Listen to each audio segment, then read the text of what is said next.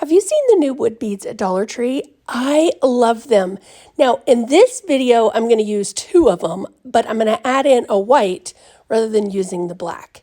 Because what I want to do is I want to make this into a garland and have a tassel on one side and then the little grapevine wreath hearts that Dollar Tree has right now on the other. I love these hearts so much. So if you haven't grabbed those from Dollar Tree, go check it out because there's so much that we can do with these. So I am going to, as you can see, I'm making the tassel first.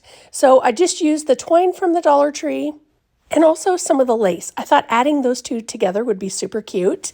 So we're just going to tie those off. I was just using that ink pad just to make the length of the tassel. You can make it any size you want.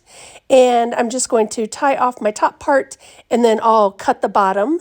Now, one thing is I have a tip for you guys. You know, so you have to watch here in the video in just a little bit, but you know how when you pull all of the twine off of the roll or when it's been rolled around, like the lace was kind of folded, you get those folds. Those folds drive me absolutely crazy. So I will show you what we're going to do here. But first, we're just going to tie off that top part temporarily. And the reason I say temporarily is because I'm not sure how much of the length that I'm going to need for my wood beads. So I figure we'll just do a small piece just to hold it. And when we cut off the rest, we'll do our tie there for the middle of the tassel, or the top part of the tassel, I should say. So if you can't get your twine through the little hole in the bead, I just wrap some tape around it, and then it almost makes it a little bit sturdier and more like a needle where you can just thread it right through. And of course, I'm going to do a pattern because you guys know I've tried so many times to not do a pattern, just make it like random. But for some reason, my brain doesn't go with just random. So yes, of course, I'm doing a pattern. So once I get those all on there, then what I'm going to do is I'm just going to tie a little knot right up against the last bead. And then we are going to tie the little grapevine heart on the end there, the opposite end, obviously, of the tassel. And then that extra twine, I'll save that for when we go to tie off on the tassel part. But I'm just going to tie it off here really good.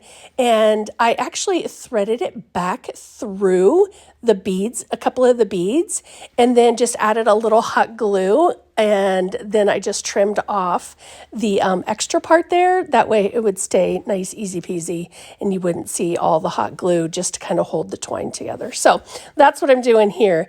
And like I said, I think I went up 4 beads because that's how much I had, and it just tucked inside. And then that last little bit, I'll just clip off right there because that's what has the tape around it.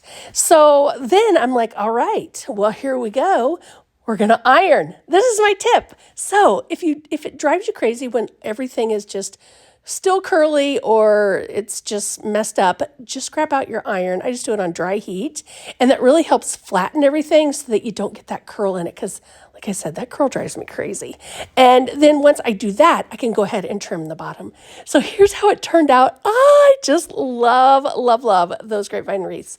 All right, friends, thanks so much for watching, and don't forget to follow for more.